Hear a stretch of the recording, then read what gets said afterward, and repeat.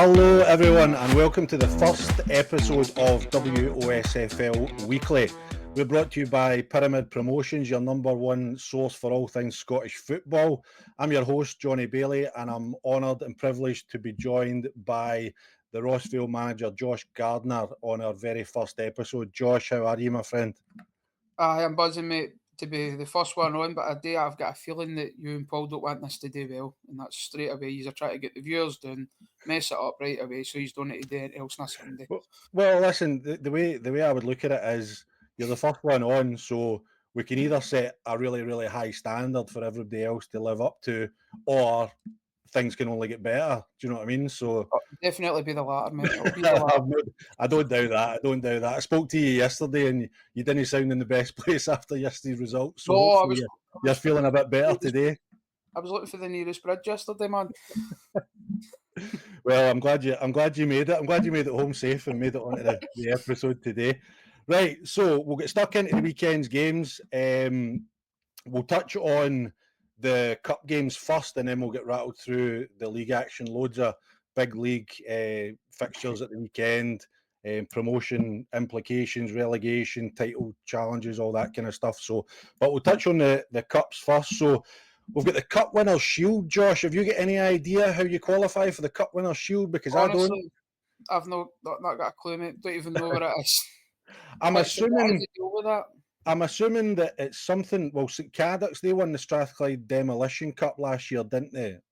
Because a similar thing to that. If you're knowing the junior Scottish, I think it might be something along those lines. And we've got Lochar from the south of Scotland, and we've got Whitburn from the east. So St Cadoc's beat Lochar 2-1 yesterday. Lochar are sitting mid-table in the south. Whitburn are kind of fourth in the east. You'd kind of expect St Cadoc's to take care of those two, wouldn't you? If I'm honest, well, I suppose I would have expected probably a bigger scoreline, because I know a wee bit about Lochar. Obviously, I've been in the south of Scotland, so I know a fair bit about them.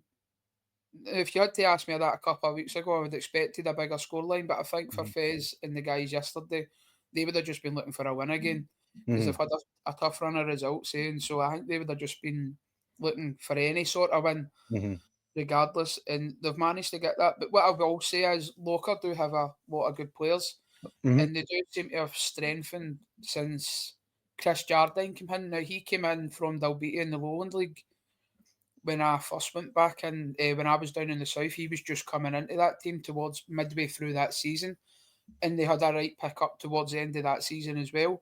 And I think they've actually won 2 cups down there as well. I think the league form's suffering, but they've won 2 cups down there, beating the top teams in the south. So they're no mugs, but in comparison to St Cadoc's, I would have expected a bigger scoreline.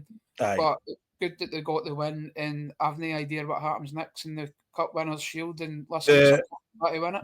Aye, so St Cadoc's going to play Whitburn next week at home. It looks like it's a table of 3 and a kind of round robin, and then Lochar play Whitburn the following week. So I'd imagine St Cadoc's, if they take care of Whitburn next week, then they'll be Cup Winners' Shield champions 24-25. So that'll be good for them. But you're right. I think it was important after the last couple of results, the tanking they took at Troon, and then the shock of Thornywood turning them over in the cup as well. And I saw Martin's interview. We'll just touch on this quickly. I saw Martin's interview before the game yesterday when he was talking about incoming changes at St Cadoc's, and it looks as if it's going to be a bit tougher for them in terms of finance and things like that moving forward. So how do you think that'll affect them going forward? Well, I think it's already affected him on the pitch, because he's had to sell Kieran Divers. Don't get me wrong, he's replaced him with Bob McHugh. So it's not a bad replacement, is it? I think in the short term they'll still have the sort of quality of players, but I think mentally it takes a bit of a dip in the club in general, and I think for them it's just how many games can they win between now and the end of the season, to make that sort of transition, whether it's going to be worse for the club or better for the club, who knows. But the fact of the matter is it's going to be a challenge, I think, there to sort of concentrate the heads on game by game and make sure you're winning the games, because it looks as if the league's going, if they can top it off with another cup. Like, I know we don't know much about the Cup Winners' Shield, and we don't know much in the Strathclyde Demolition Cup, we don't know much about it. But at the end of the day, it's still 2 trophies. It's trophies that are there to be won, and if you can end the season with a cup double and then it leaves St Cadoc's in a better place because I don't think they'd won anything up until Martin came in. So Mhm. he gets trophies in the cabinet at least for them. But it looks like it's going to be a tough transition and probably a fair test for Fez as well. And he's obviously a young manager. And I actually thought he spoke brilliantly in that interview, to be honest Mhm. with you. But it'll be a wee test for him. It'll be a test for the club. But it'll be interesting to see what happens there because you know what it's like in the West. You hear all these mad rumours about money getting taken out, might be more money coming in, and there's a chic man sore somewhere that might be all this carry on that happens. So you don't know. But I think Do you trying to think concentrate the minds. in some aspects, do you think it make it's a weird thing to say, right? But do you think it makes Martin's job a wee bit easier because there's no going to be as big expectation around the place if they're not paying mega bucks to players, where he can just actually focus on coaching the group of players he's got and making them better and winning games rather than because right now everybody's just looking at them going, oh, they're spending a fortune and waiting for them to fail. But if they kind of go back into the kind of periphery a wee bit where people maybe aren't focusing on them as much and Martin can just do his work behind the scenes and build a team for there. Possibly, aye, but I think a lot of the pressures, and I think you'll know this for being a manager and coach yourself, is I think a lot of the pressure comes for yourself anyway. I don't think you need any extra pressure Mhm, on you. I think you always mhm, just want to win and you've got your own standards. And Martin's very much like that. He's not really a manager that's used to losing, to be honest, either. So he's mhm. even when you look at his career with the development teams, he's always had successful development teams as well.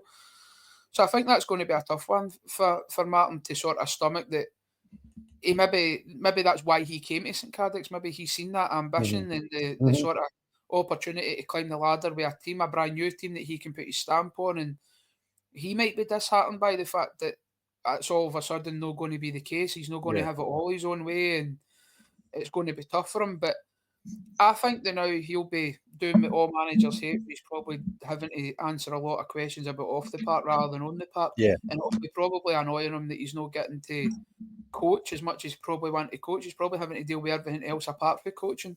And I've been there myself. It's terrible to be honest with you. You don't Mhm, like it. Like mhm. you, I think I went for a point when I was doing it Saints, and I got to the point where I was going down there every night, and I was spending half the night in my office, and I don't even think I got on the pitch for about a month to coach, and it was just brutal. And you're dying to go on the pitch and coach. You're just Yeah. dying to go in there and put your stamp on things, and I think that's what he wants to do. But I think he's in for a bit of a challenging time, if I'm honest. I really do, and I think it's going to be a bit of a slog. I hope it's not, but I do think it'll be a wee bit of a slog between now and the Mhm. summer, to be honest. It'll be interesting to see how they go moving forward. Anyway, so we'll move on. We'll move on to South Region Challenge Cup. 3 games in that. Atherley 0, Musselburgh 1, Auchinleck beat Rob Roy 2-0, and Hillabeath beat the team. Probably one of my favourite names in football, the Civil Service Strollers 2-1. Atherley, you would expect Musselburgh sitting top of East to come through and beat Atherley probably. Auchinleck, a fairly solid win against Rob Roy, but I see a lot of stuff on social media, and I seen Gibby's interview after the game, and he was full of praise for his players after beating Irvine Meadow during the week last week as well, going to Auchinleck and doing well. That's got to fill them with confidence moving into the end of the season as they try and stay up. Aye, they're starting to actually do a lot better towards the business end of the season. But I don't know what's going on with their squad because I've seen they've called a few loans back as well. If I'm seeing that as well. In terms of Musselburgh and Atherley, don't really think there's much of a shock there. Like Musselburgh have had a lot of good results this year, especially in the Scottish Cup. Um, their manager actually spoke to me after the Cali Braves game because they had them next in the Scottish, and I think they Yeah. put them out, and then they done really well away to Aki. So not really a shock there. Um, but again, you wouldn't bank on Talbot going and winning that cup and all, don't you? It's for what the rumours I hear is that Tucker's last season is Tucker looking to step away, so it could be Script. the, I've end not of heard that. I've not heard that one, and I'm down in there, sure. How you? the. It's just where did I hear that? I'm going to say PG told me that in the All radio right, show. let's just blame PG. That's fine. Wait, He's I'll not blame here. him, aye, but I'm sure it's his mouth I've heard it for. I've not heard that. I've not heard that. He's not showed any signs of slowing down in the way he's talking and stuff. No, Usually, but you can again, kind of get an inkling if somebody's thinking about it, but aye, um, that's so again that might we'll dig PG up for that, but I'm sure that was brought up in the radio show at one point. I'm aye, sure it was. aye. 'Cause I But remember no, him mentioning that. as you said, just fairly solid win. So, aye, nothing really. glaringly to talk about, but we'll see how Rob Roy if they can continue that momentum into the first division. So on to the bread and butter of the league. I'll just run through the results and then we'll pick out a few to talk about in more detail. So Friday, Gartcairn 0, Shots 3, and then into Saturday, Clydebank 0, Johnstonborough 0, Cumnock 0, Drumchapel 1, Glenafton 2, Beath 0, Largs 4, Benburb 1, Pollock 0, Darvel 2, and Troon 2, Hurlford 1. We'll start, Josh, I think we'll start at the top of the table. Clydebank 0, Johnstonborough 0. I have to be honest, I didn't expect a 0-0 draw there. What about yourself? No, I didn't, but again, I wasn't totally surprised with that either. Two of them probably just cancelling each other out, to be honest with you, and I think Clydebank would definitely be happier the two with a draw there, that the gap's not closed and it's definitely the same, so I think they'll be the happier the two managers. I think Johnstonborough really had to go there and win on Saturday for me, and they haven't, so I kind of thought, to be honest, going into that, anything other than a Clydebank defeat had them one hand in the trophy for me, to be honest.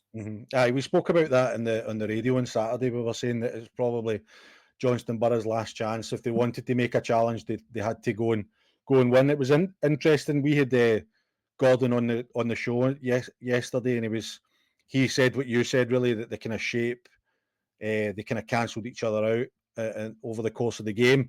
And then I listened to Murdy's interview when I got home, or this morning, sorry, and he was saying that they felt they had the better chances and could have won the game, although he acknowledges that Clydebank obviously have got great quality going forward. But it's interesting how different managers kind of see it differently, you know. Definitely. I think that's always the case, though, isn't it? It's like, because sometimes, and I think we've all been there, I think we all get blinded by our own teams a wee bit, don't you? And it's not until you sometimes, I think I've sometimes said stuff after the game, and it's not until you watch it back and you go, by that wasn't actually the case. I've actually got to the point now where I've stopped talking after games to the players, because I just feel as if it's a bit of a rabble and you've not really got your thoughts together. So sometimes the interviews after games are not the best time to be asking you questions, to be honest with you. I know. It's quite a common thing. I think you see it with a lot of the foreign managers that won't talk much at half time or even after the game, and they'll just go away and do their analysis and then look at it from there. But I fell down that hole myself as well. I actually did an interview straight after my last game as Troon manager, and it probably ended up making me leave, to be honest, because of what I said. And I wish I'd put it differently, but that's life, you know, and sometimes you do see these things. But it's interesting. What do you think about Johnston obviously signing Kieran Diver for St Cadoc's? How do you think I that'll think that's a good impact signing. him? I actually thought Kieran Diver would have scored a lot more at St Cadoc's, to be honest with you. But I don't know too much how they play him. I don't know if they try and get me drop in and like they play. Whereas I feel as if at Beeve he was more the vocal point for them. I feel as if he was a guy in the box all the time, and Yep. I think Divers is now going to have a lot of players at Johnstonborough who are able to find him. They've got good midfielders who'll be able to find him, and I think with Murden, the way he sort of played his strikers over the years, I think it might be best suited to his goal scoring ability. So I think he'll kick on there, to be honest with you. I think it's a really good signing. See, for me, I think the wingers that Johnstonborough have got, they've obviously got Aaron Mason and Darren Christie and guys like that can provide Max real Ayres there quality as well, service. isn't Aye, that can provide real quality into the box for him. And from what I saw of him when he was at Beath, I haven't actually seen him this year at St Cadoc's, but he thrives on that type of service that I think he'll get at Johnstonborough. But again, Beeve have done that also with the boy Josh Fowler as well. So it might just be, you know yourself, but sometimes players are just better suited and Yep. maybe score more goals in certain teams. But it might be just because maybe the teams are set up to create chances for that person, whereas some other teams can be a bit different. I don't know if that's the case at St Cadoc's. It might be that he's missed hundreds of chances. I don't know, but I feel as if that'll be a better fit for him. And I think you're probably going to hit similar numbers to what he done at Beef, to be honest. Still fancy Clydebank for the league? Aye, 100%. Aye, I can't. I just think with Moff and the guys there, like I just think they're so professional in what they do, and I don't think they'll get ahead of themselves. I just think they'll keep ticking the games off. I can't see them losing many towards the end of the season. I think you'd be a daft man to go other than a Clydebank victory for the league. To be honest with you, I don't know how you could make a case for anything else. Aye, definitely, definitely. And I think with those two being so kind of far, although I'm saying that, Troon are only 4 points behind Johnston Borough, to be fair, with a game in hand. They had a good win yesterday against Hurlford, Mhm. really putting Hurlford in their kind of bad season, if you like, continues. You know, they're just no escaping that relegation spot, you know, and they're really struggling for goals, and I think that's really kind of coming back to bite them. I think it is, but I've been impressed with Troon actually. They've Oh, been I doing take quite nothing well away from Troon, definitely. because you still need. It's so hard when you go to these teams as well because they are fighting for their lives. Hmm. They're trying not to do it, and that relegation battle just now is ridiculous. To now, like it's Hmm. so like 2-1. That's still a nervy win. You still need to see it out. You're in front of your home crowd, so I fair play. And all they can do is keep putting the pressure on. But for Hurlford yesterday, it's a bit of a tough one, and I know, it's. especially with shots winning on Friday, and then um, I was at the Gap Darvel Cairns winning as well. game. I Aye, was so at we'll come on to that now because it affects the bottom, like we're talking about. So talk us through it then. How did you see it, Josh? A great win for shots, buzzing, absolutely delighted for John and the boys. I was saying in the radio yesterday that I'm pretty sure if you took 10 random West of Scotland fans and asked them who would get relegated out the Premier Division, their first answer would be shots, unfortunately, just due Aye. to the budgets and things like that. But I'm delighted to see them get that victory on Friday night. How did you see it? I was impressed with them, to be honest with you. The one thing that stood out for me, they're fit. They're Mm-hmm. really, really fit. They work their socks off. Um, I thought they were deserving of the win, if I'm honest Mm-hmm. with you. See, if I'm honest, I expected a wee bit more for Gartcairn. That's the last two games I've watched them against Pollock and Shorts. Mm-hmm. For me, obviously they're a local team to me. They're just up the road, and Mm-hmm. I expected a lot more for them. They still look to me like a team that's sort of stuck in between styles a wee bit. It's like they kind of play, but like when they work it out to wide areas, it doesn't. You can't really see when the ball's coming in, or it doesn't look like the players in the box know when it's coming in. Yep. There just seems to be a real lack of cohesion with the Gartcairn squad. They've got a Mm-hmm. very talented group of players, like Of course, aye. ridiculously talented group of Mhm. players. But there definitely seems to be a lack of cohesion on the pitch, and it doesn't seem to flow. Whereas I felt with shots like I could just tell straight away what the shots game plan was, and I Mhm. could tell where they were looking to hurt Cairn straight away, where they were wanting to turn the ball over, where the areas they wanted to get into. Mhm. And I just thought they played their own game plan down to a T. Now that might not be the case, but I just felt with shots, that's what I kind of seen. They just looked far more organised for me and far more drilled in what they were doing. And there was a point in the second half as well where actually got Cairn piling on the pressure. Mhm. I actually said to my mate, I says I can actually see shots just breaking up the park here and scoring because they just knew straight away where to hit and what areas to hit, and they Mhm. looked dangerous on it. And there was a few times where maybe the striker didn't hold it in or the pass was a bit overhit. And I said if they get that right, they're going to be in. And lo and behold, that's what happened. There was a bit of a blunder with the goalie for one of them, and then they got the Mhm. third pretty quick after. But you weren't surprised with it, and I thought they were well deserving of the win. I was impressed when that's the first I've seen shots all Yep. season, Yep. and I was impressed with them. I think Tell me, Jack. George, what about how did Gart Cairn look in terms of body language and things like that? Because you look at them since they got the points deduction, and we can talk about that to a blue in the face whether it was right or wrong or whatever. But since then, if my maths is correct, they've lost 7 of their 9 games in the league since that deduction. How did they look? Did they look like a team that were kind of no feeling sorry for themselves, but just kind of a bit down and do you know what I mean, that kind of thing, or were they okay? It definitely looked like there's a bit of added pressure to the game. I think Hmm. that was what it was. I think obviously if you look at take away the points deduction, they'd be in a very comfortable season, sort of Hmm. up towards the top half and stuff. And now all of a sudden they're in must-win games. Hmm. And they're having to integrate a few new players. Like they've got Brian Wotton brought into the back, they've got Ryan Lockie brought into the back line as well. But for me, I put it down to a lack of cohesion on the pitch. Hmm. That's it. I didn't see a lack of fight or a lack of endeavour or anything like that. I never Yeah. really seen that. I just thought shots were right up for the game. That's what it Hmm. felt to me. I thought their centre halves were resolute. I thought Jack Gordon in the middle of the pitch for shots was unbelievable. To be honest with you, I felt that wee guy. He's just wee Jack. I can remember him for Albion Rovers. He was everywhere, Hmm. and I just thought that's just that epitomises what Shorts is doing now. Like Yeah. they're all over, they're everywhere, they're hunting it down, and I definitely Shorts just brought a wee bit more desire to the game. But for Gart Cairn, I just expected their quality to shine through, but I don't think it matters how much quality you've got on the pitch. I think you need to have that cohesion on the pitch. Hmm. And I don't care how good your team is. I think every team needs that cohesion. Everybody needs to know their jobs and what they're doing. And it just didn't. The last 2 times I've watched them, just has that looks as if that's totally gone for me. It doesn't look as if it's there. Hmm.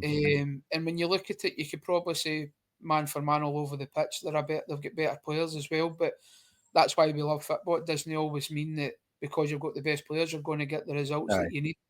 There's a lot more to it than that, and I think Gap Cairn in a right sticky situation now because they've played the most Oh, games out of absolutely. everybody in that bottom 3, and Yeah.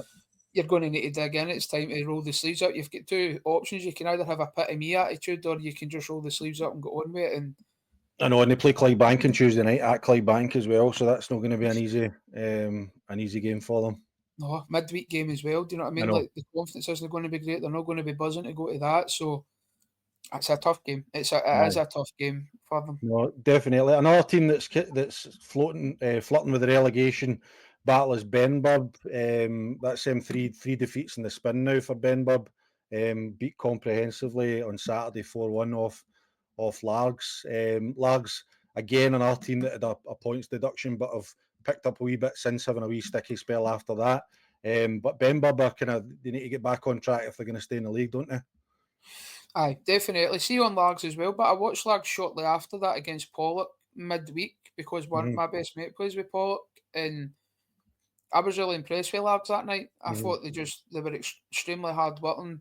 They had like a game where I'm talking about cohesion with Gap Care, and I thought they had plenty of that Hmm. that night. It's like they know what they're doing. It's like they've definitely got a team there that look as if they've been playing together for a few seasons. They just look as if they know each other inside out, basically, and Aye. I think that's why they're so strong at home. And there would have been a wee bit of deflation, I would say, when they've got the points Because they were deduction. absolutely flying. They were up at second in the league, Aye, and so. but I thought they were brilliant, and they scored late on that night at Pollock as well when they were Mhm. 1-0 down. I think they scored right in the last kick of the ball as well. So that shows that they've still got that fighting desire in them. Mhm.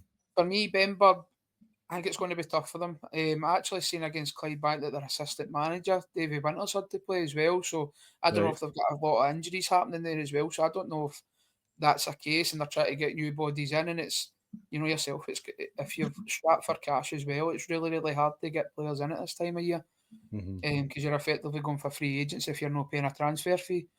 So I think it's going to be a tough one. But for Benburb, but they're going to need to get points on the board. But I think the bottom of this league's going to be a lot more interesting than the top of it, if I'm being honest with you. Well, I mean, there's a reason we're kind of speaking about the bottom more than we're speaking about the teams kind of mid to top. Unfortunately, You're going to see a big um, club going out anyway, aren't you? You're going to see I think a so. big club And squeezing it. speaking of big clubs, Pollock beating 2-0 at home to Darvel.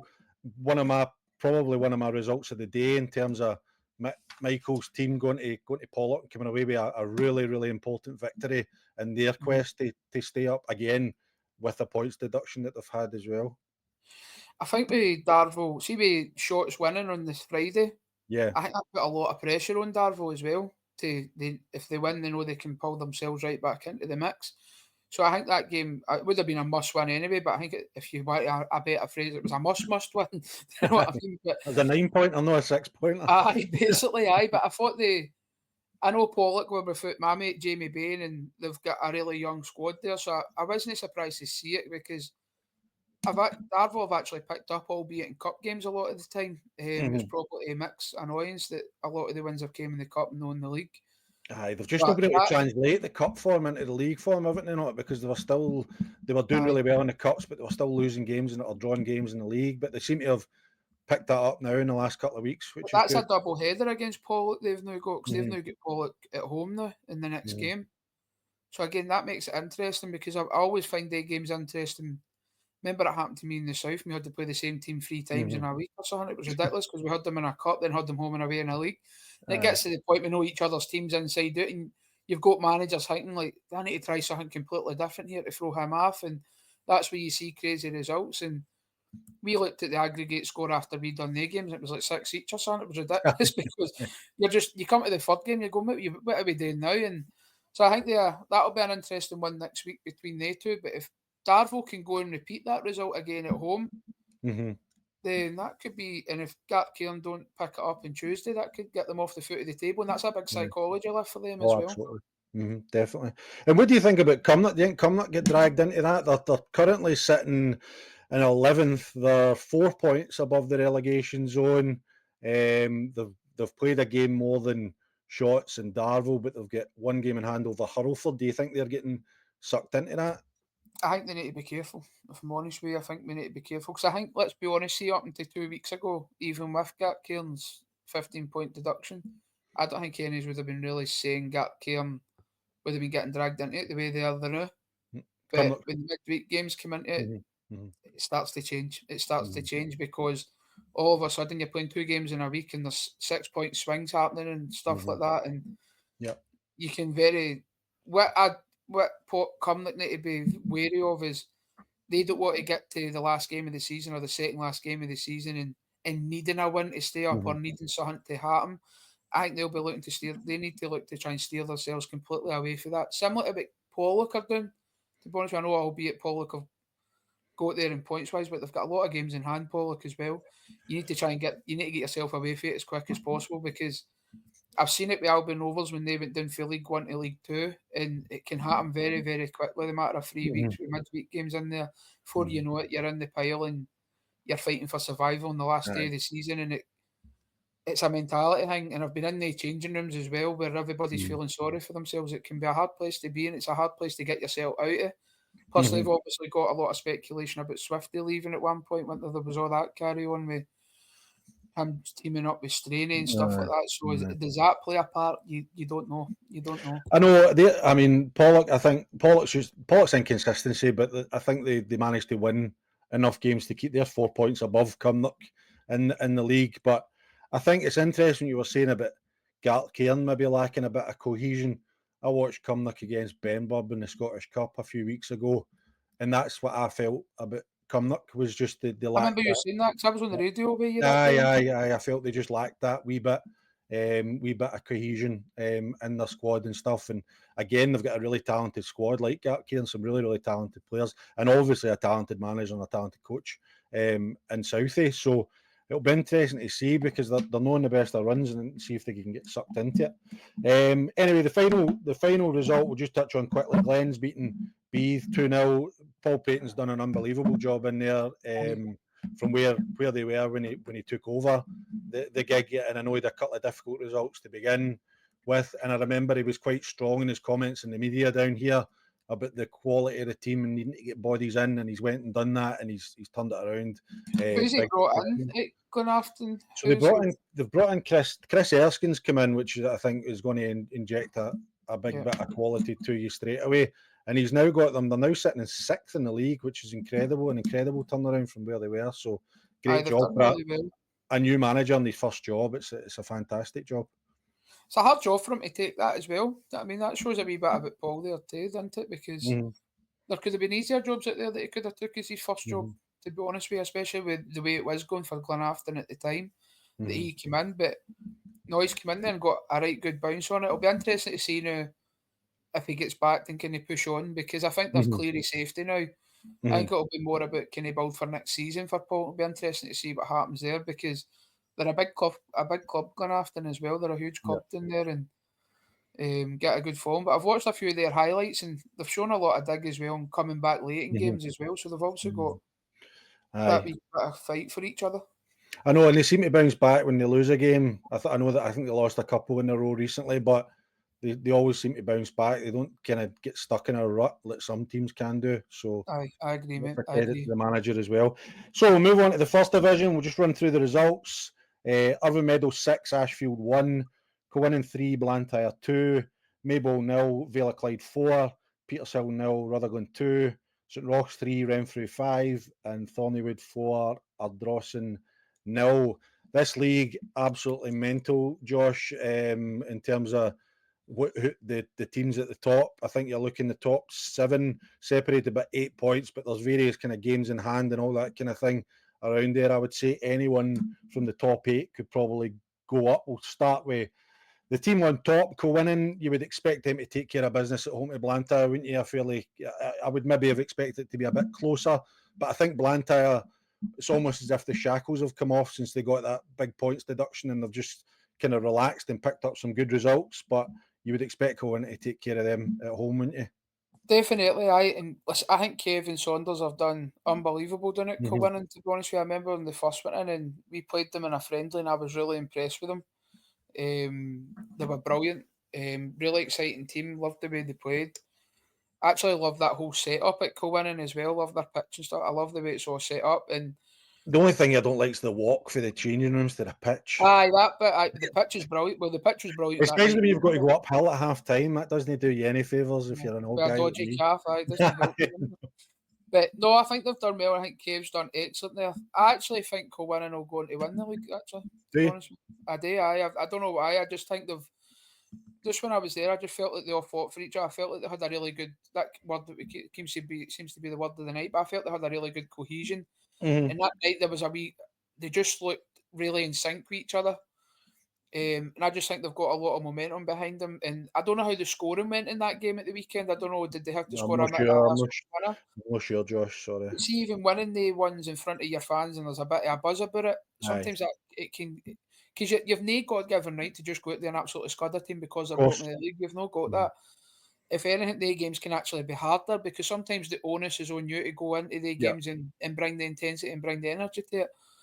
So I think for Kilwinning, for me, I don't know why I said this a couple of weeks ago to my coach, and I said I think they'll be the team that will Mhm. win. It's been I a great think it's been a great week for them. Obviously beating Atherley in midweek as well. Would have gave them so we've got to remember that. I suppose when we're talking about yesterday's result because there's a lot of fatigue comes into it. That I would imagine Tuesday night would have been a massive night for them to beat Atherley. So there's maybe been a wee kind of come down for that, and then you've got to get so back up to play Blantyre at home as well, haven't you? exactly. Plus, I think I listened to his interview after the Athley game. I'm sure he picked up 2 injuries in that game as well, so you Mm-hmm. might have found he's had to change it Change your about a squad a wee bit. bit. Mm-hmm. So I was pleased for that because I really like Kev, to be honest with you, as a guy as well. So I'd like to see him do well, and I like Saunders. So I hope they do go on to win that league. At the very least, I hope they get promoted because I think they're a good club, and for me, they're a Premier League club co-winning. I think they should be back in the top Mm-hmm. league for me. I would agree with that. I would agree with that. The team sitting second, Renfrew. I always say I've got a wee soft spot for Renfrew, and I don't genuinely know why, but I have. But they beat St Roch's 5-3 in an absolute classic. Again, I'm always going on about getting your money's worth in the West of Scotland League. 5 goals in the first half. So how They did the went, scoring go in this? so they Because went. They actually went 2-0 up. Renfrew went 2-0 up after right, 15 minutes. Ended the half 3-2 behind, and then come back to win 5-3. jeez. An incredible result, and Did what a you have job the Jim. managers on after that game? That would have been We did. We interesting to spoke. have. We spoke to Jimmy and from Renfrew, and one of the things I asked him was about like what did you say at half time because you can only imagine the feeling if you're 2-0 up and you're cruising and then you throw away a lead like that and end up going in at half time behind. But he said that he was quite calm and they didn't really, they weren't too angry about it because they felt they were playing well and they just had to keep kind of doing what they were doing. So fair play to them, because I think a lot of managers could have went in and flung the teapot and gave the players the hairdryer. I think that's Uh, experience for you, but innit, Jimmy's aye, been there if have been born, I think, to be honest mhm, with you. aye, and he probably knows as well that if they've obviously managed to score two so early on as well. I think they've got a young side there as well. So Mhm. maybe he knows that that's not going to because you know yourself with young players nowadays that's maybe not the best way to get the most out of them. So he knows that they can score. So just keep going the way you're going, and we'll get some goals. Well, And you would imagine the way that would have been when St Roch's pulled it back to 3-2 at half time, the Mhm. place would have been buzzing, do you know what I mean? Because they've seen a big comeback in the one half, so Aye. I fair play to them, by the way. That takes I'm very surprised that they've then come out and dusted that 5-3, to be honest with you. Mhm. That's really, really good for them. Aye, Um, and I imagine that there would have been a crowd there as well because obviously Celtic were playing at 5:30, so I would imagine there'd have been a few in seen the Rock before maybe aye, making the journey over to Celtic Park. So 100%. a really big win for them. They've again, he was saying PG actually spoke to him before. the game, he got a couple of voice notes and said that they've just a couple of wee sticky results in the last kind of 6, but that's them now 2 wins in the bounce, sitting second in the league. It would be, they've played more games, they've played 21, so they're quite far on in terms of some of the other teams, but it'd be interesting to see how they go, how they progress from now to the end of the season. A result for me that stuck out, Rutherglen beating Petershill 2-0. Rutherglen were on a real kind of sticky patch, and I felt, I don't know about you, but I felt that Rutherglen were close to throwing away their chances of promotion, to be Did they honest. not But beat? Did they not beat Atherley away as well? yes, they did. They beat Athley, which was a fantastic result. But before that, they were just kind of they drew a few, lost one, then they get beat off Maybole last week after beating Atherley. So I felt they were getting close to maybe ruining their chances of promotion. But yesterday's result has certainly put them right back in the mix. You'll be able to. I agree with that. To be honest with you, I think they're a good side, and I actually seen one of their coaches or their managers done a interview in the paper about basically saying they need to get back to winning ways, and Mm-hmm. I can consistently putting wins on the board, similar to what they were doing at the start of the season. So for me, that's the key for them. But going away from home, that's really two good away victories against Atherley and Petershill. Again, it just opens it up completely again, doesn't it? Because like nobody seems to be going away, and what's mad in this league is nobody seems to be going on a ridiculous run either. Mm-hmm. It seems to be everybody can just beat each other, and you can't really call the results from one week to the next. I think if Aye, you I mean, generally get to the end of the season, you'll need about 5 helicopters. It'll not be helicopter Sunday this week. I know. I mean, if you look at the form of the kind of top 6, for instance, down to say Atherley, you're looking Coinnan have won 5 at the last 6, but Renfrew have only won 2 at the last 6. Rutherglen have Aye. won 2 at the last 6. Petershill 3 at the last 6. St Roch's have only won 2 at the last 6, and Atherley have won 4 at the last 6. So, you're absolutely right. It's just nobody's apart But from again, you Coinnan could then probably. change it to the next 5 fixtures, Mm-hmm. and we could talk about this again. That could be Mm-hmm. flipped again. It could be Renfrew's won 4 at the last 5, and Mm-hmm. Cowinnan's only got 1 win out of 5. It's that topsy turvy way. It's a mad league, and Mm-hmm. I Definitely. didn't even when you look at the Maybole and Villa Clyde game. I didn't. I thought that would have been a draw. I didn't expect Villa Clyde to go and win 4-0 there as well. But I suppose you'll be able to shed a wee bit of light in that house. Life Aye, or well, Joe. obviously I wasn't there, but I spoke to Joe. I mean, I'm not going to. He's not had these troubles to seek down there. It's been well documented the issues with finance and players leaving and things like that in order to try and generate a bit of cash for the club. So it's been a real tough start for him in terms of trying to get in and get bodies on the park and get numbers in and things like that. And you know yourself, Josh, this time of season it's nigh on impossible. They had a great What's the result last. recruitment in the local area like there? What's it like It's in just, I general? mean, it's fight. There's boys there, but it's just trying to get boys because they're usually all with other clubs, and it's Mhm. March now. Do you know what I mean? So it's going to take a lot for a player to leave a club in March and go to another club. You know, you're going to have to. A lot of clubs are set with their squads. It's usually you're looking September, October when boys are maybe finding themselves out the team that they're maybe looking for a move. But now everybody's usually pretty set, unfortunately.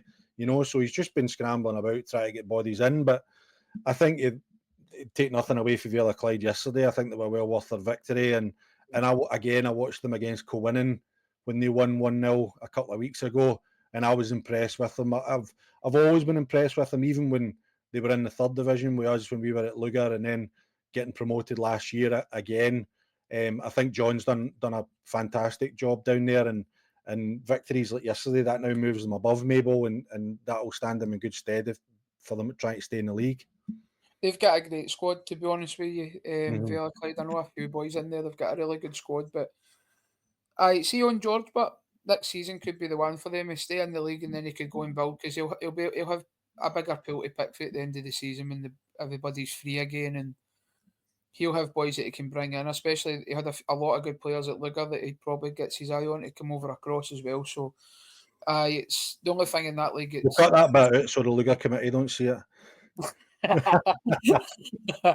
But the thing is with Maybole, it's going to there's no easy games in that league either, so No, it's going to be a no. bit of a slog now for the Well, the end of the next 2 season. games are against Rob Roy and Blantyre, so these are 2 massive games for them. Rob Roy, Aye. like we spoke about, have got a real bit of confidence now in the last couple of results, and Blantyre, again, like we said, have picked up a fair bit as well. So these are two really important games if they're going to stay in the division. Definitely. Be interesting to see what happens. A team that's also trying to stay in the division is Irvine Meadow. Jamie's went in, had an unbelievable start down there, and then suffered a couple of iffy results, including getting beat off Rob Roy, as we said last Tuesday. But bounced back in style on Saturday, beating Ashfield 6-1, who also have got a new manager in. Seen that they've hired their under-20s manager, Peter Hill. Yeah. If I'm honest, I don't think there's much to say on Ashfield. I think they would take the season ending the now and just go into next season, and that would be it, to be honest with you. I think with Irvine Meadow, I seen Jamie's interview after I think it was the Rob Roy game. Did Rob Roy beat them down there? Aye. It was after that, and he wasn't happy at all. He just wasn't happy. His interview was very telling. It was probably gave you a glimpse into what he said in the changing room after the game. He just wasn't happy with that standard, wasn't the level of effort. He wasn't happy at all, and he's clearly got a reaction at them because as poor as Ashfield have been recently, going scoring 6 goals against anybody at that level, you still take some doing. So, it gets points on the board for them, but there's harder games to come for Irvine Meadow, and that would be a right big club to see going out of the first division. That, to be honest with you, I think Jamie's a good enough manager and has got a good enough squad there to keep them up. We spoke to him yesterday after the game, and it's interesting. I didn't see his interview after the game on Tuesday, but one of the things he did say yesterday was that he was looking for a reaction. So that kind of says it all, and he's got it absolutely. Because, like you said, in football, you've no divine right to go and beat teams, so you've got to do it. I think they were 2 or 3-0 up after 20 minutes or something like that. So he's definitely got the reaction that he's looking for, which is great. No, I'm glad. I hope he does well there, Jamie, because I really like Jamie as well, to be honest. Aye. Okay, move on to the second division. Bonneton 1, Larkhall 2, Cambuslang 1, Cali Locos 1, Craigmart 1, Yoker 1, Fourth 1, Whitlets 3, Kilsyth 1, Muircut 1, Lanark 3, Bellshill 0, Lesmahago 0, Neilston 3, and St Ants 1, Maryhill 0. Okay, so start at the top. We spoke about on the show, 4-3 Whitlets was one of the featured games for us on Saturday on the radio. I think that Whitlets are in a real good position to win this league. I think the Graham getting in, Neilston will probably hate me saying that, and they're on top on merit. I completely concede that. But what Graham's done since he's went in there, he's really pushed them on a level. They've signed a few players. He's brought in real kind of quality in terms of boys that he knows, and I think I can see them winning the league because I just can't see them losing games at the minute. They're just steamrolling teams. I'd go along with that, purely based on the fact I think they've got more goals in the team. If I'm being honest with you, that's just what I think. They've obviously managed that transition well as well, bringing new guys in and stuff. So no, for me, I would agree with everything you've said there. I don't think there's much to add for me to be that. Another good result for them because away to Force no an easy day. Especially at this time of year, that's a tough game. And Forth have got, I think Forth are in a wee bit of a false position, to be honest with you. I know it sounds, we always say the league tables didn't lie, but I think they've got a right good team, Forth, to be honest with you. And they've got a lot of good players. And I think they'll probably be expecting to do a wee bit better in the league, if I'm being honest. I think the Forth is scoring goals isn't a problem, it's conceding them. Their goals against is horrendous. Do you know what I mean? And that's going to kill you. It doesn't matter because you can't go into games thinking you need to score 2 and 3 to win. Do you know what I mean? You have to, especially when you're down the bottom, you have to be able to. I always talk about Cambuslang in this league and how I always feel that they always do enough to stay up, and that's because I think Paul's got his team that they know how to grind out these 1-0s and these 1-1s and get these points on the board. And I think Forth just concede far too many goals, and I think that's going to leave them in a real precarious position. Aye. And listen, that's probably been the case for them all season. They've tried to. The only thing is, for a coaching point of view, I feel as if that can be a hard thing to take away sometimes because you don't want to take away from one without taking away from the other, where you know you're scoring plenty, but it's trying to find that balance of, right, but we still need to try and no concede as much. But again, it then comes down to how are you conceding goals? What are the goals you're conceding? And if that ends up the answer to that is it's a mixed bag. It's set pieces, it's X, Y, and Z, and you're a bit like, for God's sake, like where do you start? And Aye. or is it a case of you getting counter attacks? So you maybe need to think about how many people you're leaving behind the ball and stuff. Like, but again, like the fourth guys will be looking at that, and they've probably scratched their head at it all season, thinking they've got the answer to it, and or it might just literally be individual errors that are happening in the back line, and maybe I did see, but am I right in saying they've just sold a centre half to St Anthony's, who Right. incidentally went and kept a clean sheet Aye. against Maryhill. So I think it was Aidan McMurray, I think, went there. Right. So Aiden's now standing up saying, "I told you I could defend." Aye, he is, aye. You should have brought me in. Aye. Aye, maybe he wasn't playing. Maybe that was the problem at fourth. It Should have could got have Aiden in been. the, should have got Aiden in the team. You'd have kept clean sheets for fun. It could have been, man. I know. Right. So speaking of St Anne's, that's a great result for them.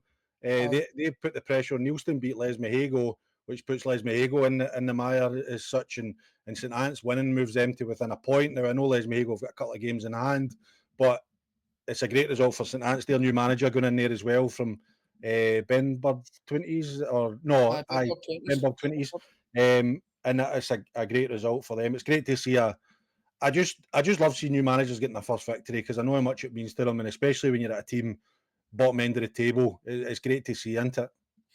Aye, because let's be honest, like, say when you're looking for your first job, you very rarely go into a team that's doing well or Aye. a winning team. So you're effectively going to have to take a team that's struggling and then try and add to it. I do actually like that appointment with St Anthony's, to be honest with you. I do like that appointment. I think it was something that I said in the radio that I think with the way their club's set up, I think it's something that they should have been looking to do and hire somebody Mhm. for the 20s. And they've done that. And I think I've seen that they've brought a few of the Benburb 20s boys across as well, which again is a bit of youthfulness. You might eventually be able to sell them on once you've trained them up. So I think that's a good setup. And I don't know for certain, but I seem as if St Anthony's always concede goals. So I Mhm. wouldn't be surprised if that was their first clean sheet of the season as well, to be honest with you. But Mhm. I could be totally wrong with that. But Aye. I've not seen them involved in any 1-0 wins anyway. Aye. Well, you don't get many at this level, which is great for us. Gives us plenty to talk about. You don't get any of them at Rossvale unless you're against Swansea. I know that's why you get the punters through the door, Josh. I know, but Um, all five of them. I know Muirkirk continued their excellent season, I should say, with a decent 1-1 draw away to Kilsyth. Kilsyth's no an easy place to go and get anything. We spoke to Ross after the game, and he was fairly happy, fairly levelled about the result and stuff. It's well documented the age of the Muirkirk Yeah, squad. I think they put out a tweet. Is it still seen COD that. tweets? Is it still COD tweets? I don't know, but they put out a tweet saying that the average age was just over 20 years old last week, which is That's brilliant. It's brilliant. great to see a team of that age up the top end competing with established, kind of more experienced teams like Neilston and Whitlets, isn't it? I think that's a good. I actually think that's a point gained. That one for me. Aye. Life's Mhm. it's not an easy place to go. And see, actually, up until a couple, I think the last time I was actually on the radio show, I actually felt as if Kilsyth were going to make a wee promotion push because at the time they were on a good run of form. And Yeah. I actually think for that radio show, I tipped them to win that day, and then they've been in a bit of free fall ever since. But I actually think the guys like Kev and Peter that are there, I think they've done a great job there, to be Mhm. honest with you. I like the setup at Kilsyth as well, and they'll be a wee bit disappointed in the last few weeks. So to go and get a point against Muirkirk, who are flying, is really good for them as well, and hopefully it kickstarts them. But I think for Muirkirk it'll be telling because they'll come into a lot of midweek games soon as well, won't they? And it'll be interesting to see how Mhm. the young boy. That's where actually that bit of youthfulness in the team actually might help them because Mhm. the boys will, you know what it's like. They'll recover quicker in Aye. between games. They'll be ready to go, and Mhm. young boys at this level will just keep playing and playing and playing for you. And Mhm. actually, I I know. think that'll I actually asked Ross about that yesterday. It's funny. Were you listening to me yesterday when you should have been oh, managing your mate, team? as soon as I come off the Um, field, yeah, I was on the break. I asked him about that and about the midweek games, and he was just saying that he's not concerned about it. He's not looking too far ahead. The kind of games will take care of themselves. Like you said, young boys. One thing you guaranteed, it's maybe a bit different for the older guys that are around the leagues. Maybe going to work and then having to go and play a game and get the old muscles loosened off and stuff. But the young lads will Depends just on turn the up, jobs doesn't as it? well, doesn't it? I know that Mm-hmm. sounds really stupid, but it No, does it does. depend on the jobs. It does. What are they doing and how? like what time did they finish and stuff like that can be a bit of a slogger. I'm Aye. not a fan of midweek games at all, to be honest with you. Like, I don't mind them personally, but as a manager, I always look at people coming down. Like we had one at the start of the season against Port Glasgow, and we were kicking off, I think, at 7:30. I had some people coming in the door at 7:10. Aye. And I'm looking at them, I was like, "You're not ready to go. You're just not ready." But I've no other choice. You're going to need to Aye. play, so let's just go on with it. And I think we found ourselves 2-0 down in 8 minutes that night. No, I know it happens. It can happen midweek. Right, we'll move on to the third division. Ardea 2, Wishaw 1, Fanat 3, Vale of Leven 2, Glasgow Perthshire 2, Thorn 6, Glasgow United 1, Irvine Vicks 2, Glasgow Uni 1, Dorai 2, Glenvale 1, 3-3, Greenock 2, Girvan 2, and Lugar 2, Kilsyth Athletic 3. Start with Ardea. Start with Thorn, sorry, because they lost to Ardea last week. Great result for Ardea, but important for Thorn to bounce back and bounce back in style, beating Perthshire 6-2. I think it's important, see, when you're at the top of the league, I feel as if like there's a wee bit of target on your back when you're flying, that everybody's waiting for you to get. I don't know if it's a West of Scotland attitude, to be honest with you. I don't know if we're just waiting to shoot somebody down that's doing Aye. brilliant. But I think it's important that when you are at that team at the top of the league and you are flying, I think it's important to show that when you do get a defeat, that you just need to show straight away the next week that it's just a bump in the road. And it's not going to be a sign of things to come. And going away and scoring 6 goals away from home to Glasgow Perthshire is some response, to be honest with you. Aye, that's not an easy place to go. And it kind of goes like, just when you think Foreign are pulling away, they're maybe ditting a wee bit. They're no, they're there to show you that they're there for the fight again. And aye, fair play to them. That's a right good result. That, to be honest with you, I Aye. wouldn't have expected that result. I'd I know, expect it, but no a 6-2. aye, and it keeps them 8 points clear at the top. I can't see anything other than them carrying on to win the league, and then it will be the fight for the remaining 2 spots. Greenock and Ardea in them just now. Ardea had a good result, a 2-1 against Wishaw. Again, it's one of those ones you may be expecting them, especially after last week, to be a bit more comprehensive, but it's just when you're up the top end of the table, it's just about getting 3 points into it. I think they've actually been decent since the turn of the year, Ardea, to be honest. Again, that would have been a totally different game to how the Form game would have been last year. Yep. It would have been totally different, whereas Form would have probably come out there that, dare I say, it would have been more of a football game against Form, where they would have maybe had their periods of pressure, whereas against Wishaw, I think Wishaw was fighting for their lives. They would have made it difficult. They would have done that, it made it hard for them, and they've still managed to scrap the win. So I think over the last 2 games, they've had to show different sides to themselves. Aye, definitely. And Greenock sitting in second, drawing 2 each with Girvan. They'll be slightly disappointed, probably not to take 3 points, but a good point for Girvan on the road. Aye, it's excellent because I think did Glenvale no beat Girvan 3-1 last week as well? Yep, they did. So bouncing back against them again, that'll probably be doing Dean's nutting, to be honest with you, that they go and get beat off of Glenvale and then they can go to Greenock and pick up a point and away from home as well. So that lack of inconsistency will be something that will be annoying Dean. But again, for Greenock, it might be a point gained. I don't know how the games went. I don't know if they were leading in the game. I don't know if they've had to pull it I back. think, if I remember rightly from social media, they were winning. They were 1-0 and then 2-1 up. I think, if I remember rightly. So that could feel, again, that's the thing with these 2-2 draws. Sometimes if you're the one that's come back and won it, your changing room can be buzzing. But that's Aye, probably a sucker punch, to be honest. and we spoke to Dean after the game, and he was pretty disappointed. I think that they didn't manage to get the 3 points. I think he felt there was maybe a couple of decisions went against them and things like that. So, you might be right there. I've been there, mate, to be honest with you, many, many times. I know, but it'd be interesting to speak to me, Dave, see how he feels, because you know what it's like. Sometimes you can reflect and then realise that it's actually a good point. It's a point gained, rather than 2 points lost. It's once you calm yourself down in it and you actually realise. It's going back to what we said at the start about talking to folks as soon as you come off the park. Do you know what I mean? It's exactly Oh, it's ridiculous. what we say. Because you always feel you could have done more. I just got to the point with that where I think I went in after a game and I came out and I was like, what did I just say in that changing room there? I said, that made it added no value. It was just a rabble, and I just thought, No, I think it's recently. It was only after about 3 weeks ago or something. I just thought, no, but I'm not talking after games anymore. That's nobody want. Let's be honest. He as a player, they're just trying to get changed and up the road. Nobody wants to listen to you. You don't want to listen to you. Your coaches don't want to listen to you. Nobody can remember it.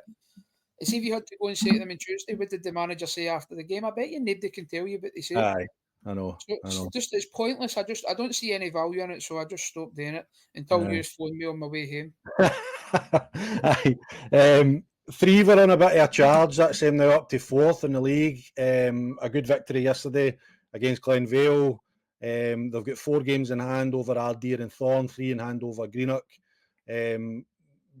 Can you see them getting into one of those top 3 spots? Aye, I did. I actually spoke to Lewis this morning. I Right. think it was this morning. This morning he phoned me and I was just asking him how his game went. And he says, to be fair, 3 for a good side. He said that. He said they're a good side. He says he was just a wee bit disappointed in the goals that he lost. He said, but he says I can't really have any complaints. He said they were a good team and they probably deserved the win. And I was saying to him, like, what do you think? Do you think they'll probably go up? And he says, aye, for me they will. And I think they will as well. I think that'll be seen as a massive failure for Free in their club if they don't, to be honest. And I think they'll do it. I think they've got everything to go up there and be a right good club in the West, to be honest with you. I think they've got a good setup. I've been down there, I've played them there. The club I was with actually was they're a bit of St Cuthberts and we were both part of the sort of Castle Douglas area. Yeah. So Celtic and Rangers down there. So I'm not very well liked at Free, so I'm hoping that wins me a few fans if I say aye, I think they will go up. And I'm there back in the west of Scotland now and I'm no part of that south stuff. But It's all right, Josh. It's fine. We like you. That's the main thing. Aye, I'll just send you down, mate, if I get done in. It's all right. Oh, I get enough bother in most places usually for things send I you say. Down with that water bottle, man. It's about your 7-litre water bottle. I know. I got to stay hydrated. Good for the brain. Right, down the bottom of the league. Just before we move on, just a quick word. Irvine Vick's getting a victory against Glasgow United. Really pleased for Ben getting his first victory since going back into Irvine Vick's. I don't think it's going to be enough to keep them in the league, personally, but I'm really pleased to see him. He had a tough time at the Meadow, and it's good to see him getting that first victory against, and again, a tough place to go in Glasgow United and getting a win there. Aye, do you know what? See, when I see that, I'm actually more interested to know what goes on at Glasgow United there. I know, to be honest with you. Because they've got a right good squad and all, and they've got probably 2 of the best strikers at this level with Templeton and Goody. You know what I mean? Like, that's a ridiculous strike force. So for Irvine Meadow to go there and to keep the 2 relatively quiet shows a lot for them as well. And listen, nobody will be any more relieved than Ben.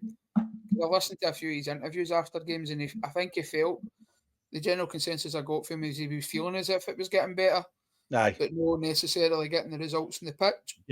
Which is good for him because I say it a lot all the time. Like, the scoreline doesn't always tell you the truth. And sometimes you can be getting beaten games, but you know you're playing really, really well, and it's just wee margins for errors. And I think the margin for error for them has been getting smaller each week since Ben's been in, and they've probably just got the reward on the back of it that they've managed to get a victory. Yep. Right, so before we move on to the 4th division, one of the things I want to do is I want to get to know our guests a wee bit better. I think that I love the characters in this game. I love finding out about where people have came from and what their backgrounds are and things like that. So we've got 5 quick questions to Josh. Now, Josh, I want you to give me clear, quick answers to these, okay? Just concise answers if you can. All right. You and Paul are right on me about that, aren't you, by the way? Right, so question 1, tell us a wee bit about your coaching background, how you ended up at Rossvale.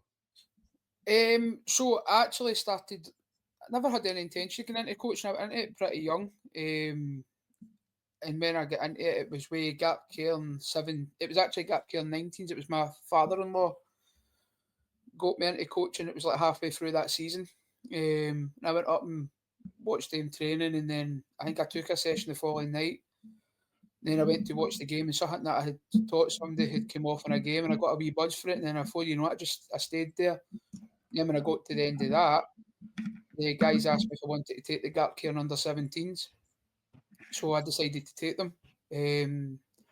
done really well, loved it. I think that's when I started to become a wee bit obsessed with it, if I'm being honest with you, because I was the guy in charge and I could really paint the picture of what I wanted to play. And then from there, quite randomly, Albion Rovers asked me to come in and take their under-19s, which was dead random how that came about. It was a guy called Dave Caldwell just got in touch with me, asked me if I wanted to come, asked me if I would meet him for a coffee, sat and spoke to him for 3 hours in Morrison's Cafe.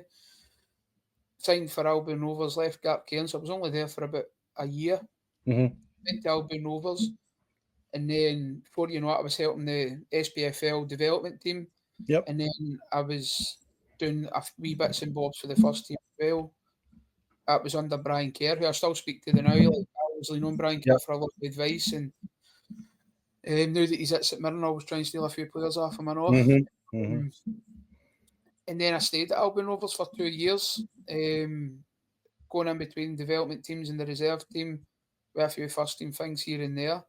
And then for Albion Rovers, went to Clyde, took their development team and some first team stuff. And again, that's where I end up linking in with guys like Danny Lennon and Moody and stuff. And that's where I went with them. And then I just thought I wanted to try and get out of the development side and try and kind of jump into the senior side. And I had this target in my head that I wanted to take a senior Scottish Cup game by the age of 30. That was a sort of wee mini target in my head that I had. And I got offered a job in the South of Scotland League, and I knew they were an SFA licensed club and they played in the Senior Scottish Cup.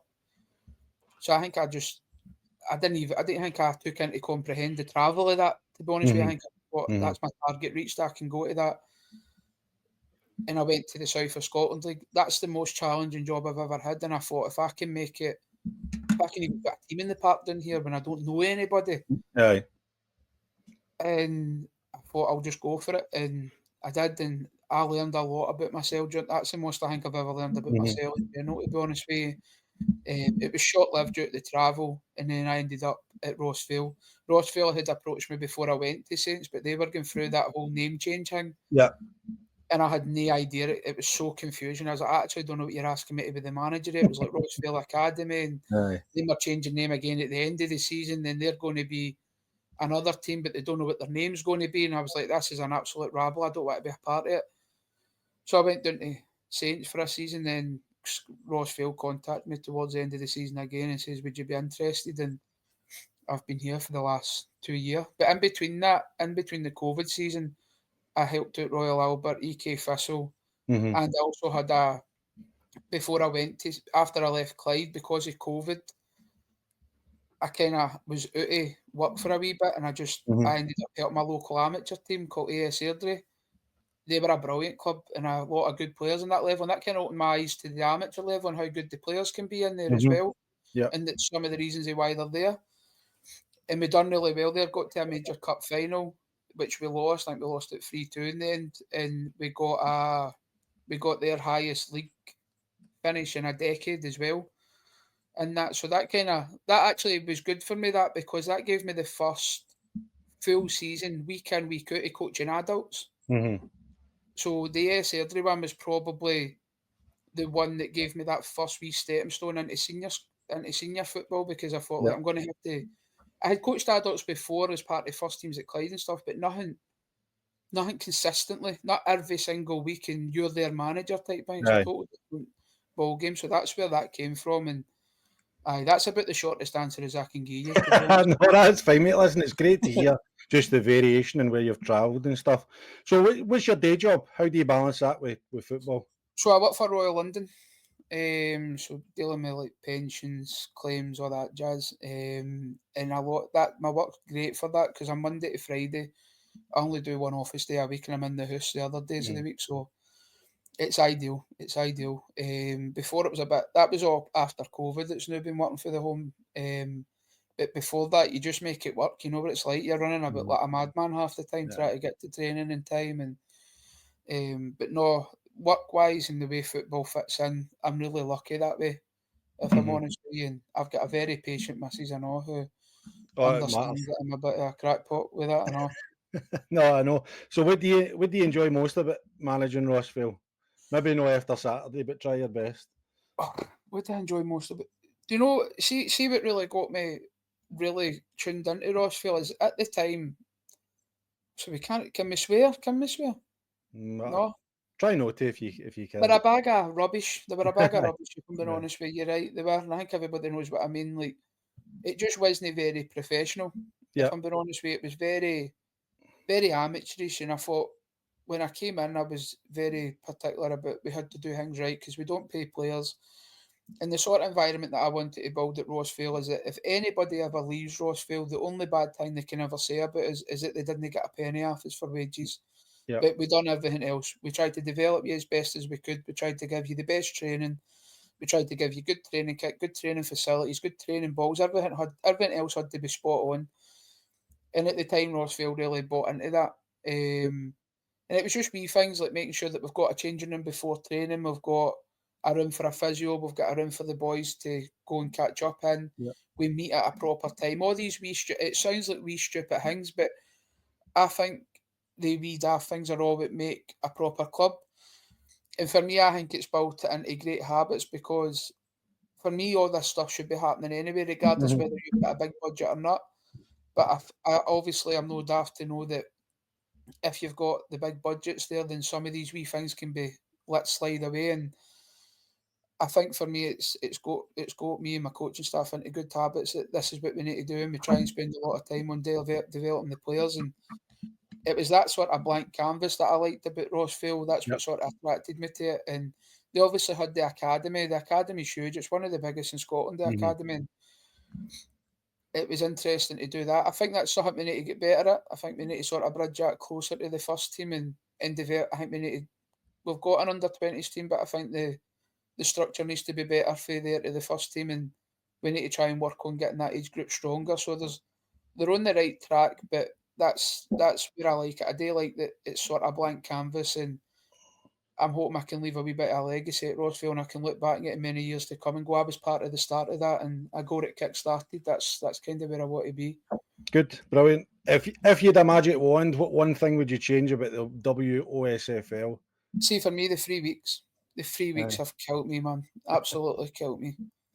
Honestly, I was actually speaking to one of the boys about it on Saturday, and they were saying like these 3 weeks are a joke. Like you're playing a game, you're not playing a game for 2 weeks, and then you're trying to get a friendly, and it's not the same. And you're playing at random parks to get just you're playing like just on random pitches. And he said that needs to be looked into. And I was like, thank God me and you have had this conversation because I knew I was getting asked that question. And I says, you're absolutely spot on. That and the cup runs. But do you know, we spoke to Kenny, didn't we, on the show, the Aye. radio show about that? Mhm. And I fully understand the problems he's got with that, so I don't want to be too moany about it. But Yeah. the cup games they are a bit of a hindrance, and the 3 weeks can be even more of a hindrance. And Mhm. just having your players sitting idle for that long can be Mhm. pretty annoying. And then all of a sudden you've got a hard game, and if that team that you're playing has been playing regularly, and you have known you're getting into it a bit cold, and I think it can be a bit of a disadvantage at times. And I feel as if last year we weren't too bad for that, but this year I do feel we've we've not had the rub of the green that way. So that's Mhm. something that I would preferably change, and if it can be changed. If you're going to ask me how to change it, I've no idea. I'm not that clever, but that's something I Aye. would like to see changed. Aye. Good. And finally, what's your own ambitions for your coaching career? You know, it's interesting. I got asked this a few weeks ago, and somebody's like, "What is it you want to do?" And I says, I think football's probably the only thing in life that's absolutely impossible to plan for Aye. because you would have never have planned. Let's say, for if you even look at my pathway the now, you would have never have planned that I get into coaching.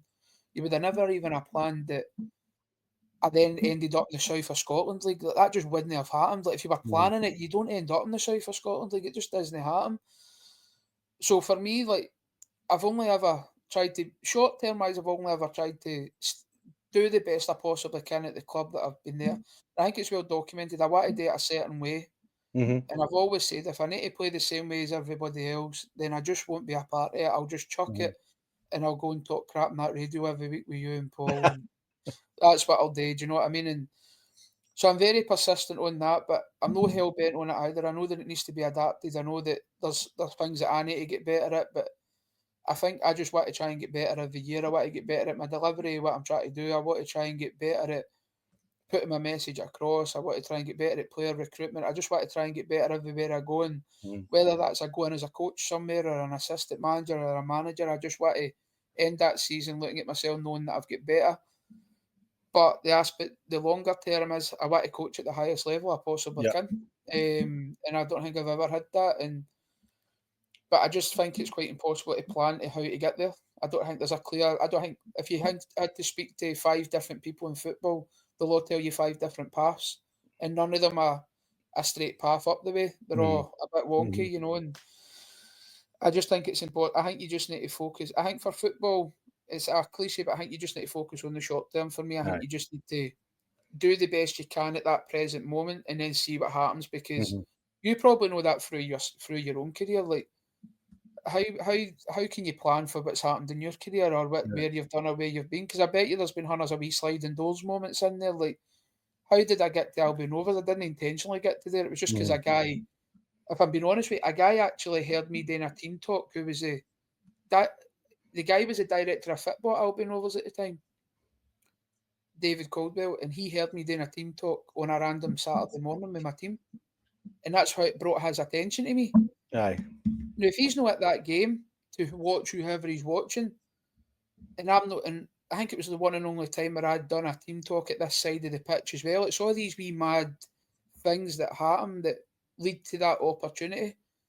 I would have never even thought about going to Albion Rovers. I didn't even know they had youth teams. I didn't know what they wanted. They had never had youth teams when I was growing up, so I didn't know what was happening. So it was very much like, I think it's impossible to plan for. And then how I get to the south of Scotland was somebody had recommended me, a boy that I'm friends with, recommended me to their committee. And that was the first time I met them. And again, like, how do you meant to do that? Do you know what I mean? Like, how did you end up personally? How did you go into management? How did that work out? How did you start playing? How did you even end up in the juniors? I bet you it was all these wee sliding door Aye. moments. That was happening. No, absolutely, mate. Absolutely. And you're absolutely right. You just do the best you can and see where it takes you, to be honest. But no, that's great. Thanks for that, Josh. Gives you a great insight into your life inside and outside of football. So that was take 5 with Josh Gardner. And we'll wrap up today's roundup with the 4th division. Results: BSC 0, East Kilbride 6, Carlow 1, West Park 1, Easterhouse 1, Giffnock 1, Kellow 3, Newmains 3, Rossvale 0, Eglinton 1, Royal Albert 1, Knightswood 0, Saltcoats 1, Port Glasgow 5, St Peters 2, Campbelltown 0. What about your game at the weekend then? Disappointing? Do you know, it's probably the best we've played. Again, this is where you go. It's football is mad at times. It's probably the best we've played in a wee while, and we've managed to get beat. We conceded a sloppy set piece, which the defender in question knows that he should have done better. He knows he didn't deal with the right way. But if I'm being honest, I actually really like it because we've got a boy, Clevin Docherty, in our team who's, I've not actually spoke to him about this yet, so if he's watching this, he'll see it. But I was actually really impressed with him after the game because what he said after the game, I said, does anybody get into saying? He said, that's not good enough for the final third. He says, and me especially, I need to be scoring the chances. And if that's coming for our top goal scorer who scored 21 goals in 16 games, and he's telling us that he should have done better. So fair play, because that was my thoughts. I thought we had enough chances in the second half to win a few games, to be honest with you. And I was really pleased for that because it shows you the sort of emotional intelligence for Kev as well. Because I don't think he would have said that 18 months ago when I had him at the start. I think it would have just been a head down, probably no even spoke up. But he spoke up and took responsibility for it. So I was pretty impressed with him after that, and I was glad he said it, if I'm honest, and because it was what I was thinking. And listen to Eglinton, I thought the Eglinton goalie done well. I really like the Eglinton goalie, to be honest with you. I think he's a top keeper. I really like him. But they defended it well. But we should be doing better. And I was really disappointed. I was happy with the performance in the second half, especially, but I just wasn't happy with the result. And it puts the pressure on us next week. We need to go and win next week. Simple as that. Aye, and with West Park, Easterhouse, and Kellow all dropping points as well, it was a chance for you to make up ground on those boys as well, which you've missed out. But probably, I would say one of the results of the day across all 4 divisions was Royal Albert beating Knightswood 1-0. An unbelievable result for Royal Albert down there. Definitely. I think we it's a really hard place to go. They beat us 1-0 down there as well at Royal Albert, and they're a tough team, and especially when they're at home, they really make it hard for you. They don't make things easy. You don't really get much time on the ball to put your foot on it and play your passes or play the football you want to play, and the surface can be really difficult. The way they set up to play you on that can be really difficult. But for me, I think Knightswood were always going to drop. We're always going to get beat at some point. Aye. I think for them now, it's can they get back on their own? It's probably a wee bit frustrating for them because they extended that lead against Port Glasgow last week, and it's almost like they've undone a wee bit of that work a wee bit. And they've had a couple of kind of close results recently Walcott's where away. where they were kind of getting over the hump. Do you know what I mean? So it's almost as like this has maybe been coming because at the start of the season they were just blowing teams away. So it's maybe just and we spoke about it. I think we spoke about it when I was on the radio with you. We were saying that, or maybe it was the last time I was on with PGE, but we were saying that maybe people were just kind of taken a wee bit surprised by them, and now they're kind of learning that you need to prepare a certain way and be up for it, and this is what they're going to bring, and get to know them a wee bit better and how to combat them. So maybe they'll find it tougher. Mick's no daft. Mick's no daft, Johnny. Like, he knows that. I speak to Mick quite a lot, and he knows that. Like, the second round of fixtures were always going to be the hardest ones, and their consistency, the news, unbelievable what they've done. It is, and let's be honest, like every single one is in that league, and any other team in the West would kill for that level of consistency. Absolutely. At this stage of the season, and I think they'll pick themselves back up. But I do think I think it's a big win for Royal Albert, and I think Royal Albert could make a wee late promotion push as well if they win their games in hand that they've got, because I think they would then go level in points with us, and they could. It might be a bit too late for them, but I think in their camp they've got to. I think that's what their motivation's got to be, especially their form. They've got one of the best form lines in the whole division. To be fair, so they do. I kind of was a wee bit shocked when you said that to begin with, but now looking at their form, you think maybe you never know. You just never know. It's just one of them, because I don't think any is running, and I include Rossvale in this as well, obviously because we are so inconsistent now. But I don't think any seem to be growing up. But apart from Port and Knightswood, Royal Albert are about the only team that's actually putting a consistent run of wins together. Nobody else is. Like, even look at, I really didn't expect Kello to draw 3 each with Newmains, because they had been conceding a lot of goals and not just getting beat comfortably. So that's a great result away from home at Kello. So that just shows you, like, I think, see, for me, Johnny, I think this league's the hardest it's been since I've been in it. I don't think there's a difference in terms of when you play the top teams. Like, obviously, you had like your Lakers in that last year, your Glenvales. I don't think the actual standard in the game's any different. I just think in terms of potential banana skins that you can reach are far bigger now. Whereas I think the teams at the bottom are certainly more competitive, I would say, than if you take out BSC, obviously, but the rest of them. But just looking at Knightswood, they host Easterhouse next week. That's a massive game, and it's probably a good one. Michael will probably be coming off the back of a defeat. You want a big game, don't you, to get stuck into, and then the boys are going to be fired up and ready to go to kind of right the wrongs of last week. The thing is, I don't think Michael was at the game yesterday. Right. So he'll have a wee bit of manager's guilt in there, probably thinking like, oh, he's not turned up, and that's the first time they've been beat. Like, but I think he was away. It's every time I never used to turn up, they would win. Well, when I was in Gran Canaria, the boys beat Campbelltown and they host Newmains 7-1 and also. Maybe I need to go back to Gran Canaria, which is a perfect life for me, to be honest. But so I might do that. But I think it's going to be interesting now, because I think next week's an interesting round of fixtures as well in the fourth, and that could. I think the fourth division. I think the top two for me are pretty cemented. If I'm honest with you, I can't see them coming out. But I think getting into the last month in this league could be very interesting in terms of the promotion push. And all I hope for Wosfl is that when we get to the end of May, that we're in with a shout at least, and that's all we can hope for. But I think there's going to be a fair amount of teams that are in with a wee shout of that, and I think what's really good is in the whole of the West structure is all the leagues are so exciting and interesting. There's so much going on in all of them at the top and Aye. the bottom of them, and Unfortunately, the league that's probably least competitive at the top is probably the Premier Division, which is kind of the marquee division. aye, It's, you would say Clydebank have been kind of dominating it from the start, and that's no bad word towards Clydebank because they've been absolutely fantastic. But you're right, across the board, it's been great. So we'll wrap up there, Josh. Thanks very much for joining me this evening. Good luck for the rest of the season. I hope everybody has enjoyed finding out a wee bit more about you. But thanks for coming on and being the guest on the first episode.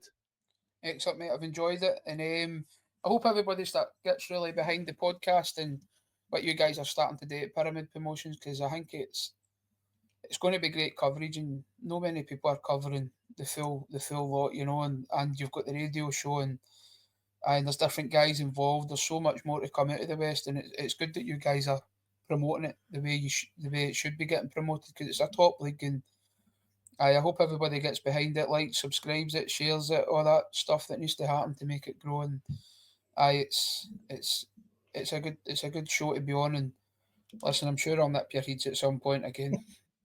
Right, thanks very much. Listen, remember to subscribe to the channel on YouTube and download on all your major podcast networks. I'm on X at WOSFL Weekly and at JBailey22. Josh is at Josh Gardner 91. 127 goals in the leagues across the board this week. So you definitely get value for money wherever you're watching football in the west of Scotland. Get out, support your local team, and I'll see you same place, same time next week. Cheers.